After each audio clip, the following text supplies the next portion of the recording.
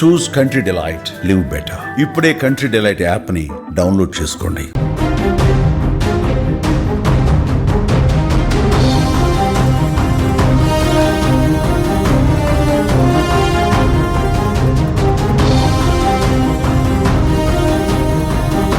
గన్నవరం మాజీ ఎమ్మెల్యే వల్లభనేని వంశీ మరోసారి తీవ్ర అస్వస్థకు గురయ్యారు.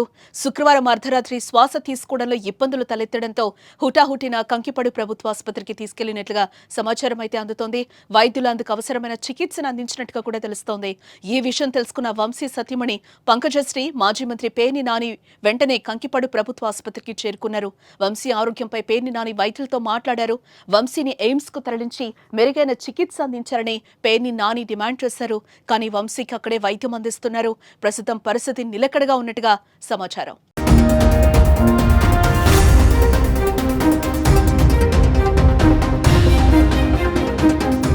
ఇటీవల కూడా వంశీని విజయవాడ ప్రభుత్వ ఆసుపత్రికి తీసుకొచ్చారు పోలీసులు.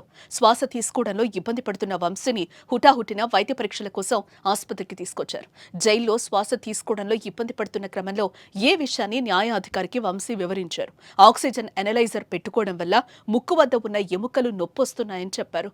తాజాగా మరోసారి తీవ్ర అస్వస్థకు గురి కావడంతో ఆయన కుటుంబ సభ్యులు, అభిమానులు ఆందోళనలో ఉన్నారు.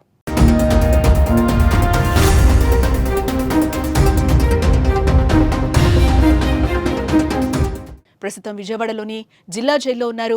కృష్ణా జిల్లా బాపులపాడు మండలంలో 2019 ఎన్నికల సమయంలో వివిధ గ్రామాల్లో నకిలీ ఇళ్ల పట్టాలు పంచారని నమోదైన కేసులో తాజాగా హనుమాన్ జంక్షన్ పోలీసులు పీటీ వారెంట్ జారీ చేశారు.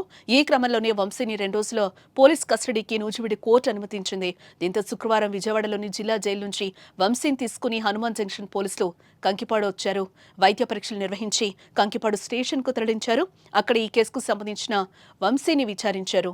అయితే కంకిపాడు పోలీస్ స్టేషన్లో ఉన్న సమయంలోనే వల్లభనేని వంశీ అస్వస్థకు గురయ్యారు. ఇక వంశీని నేడు పోలీసులు షెడ్యూల్ ప్రకారం విచారించాల్సింది.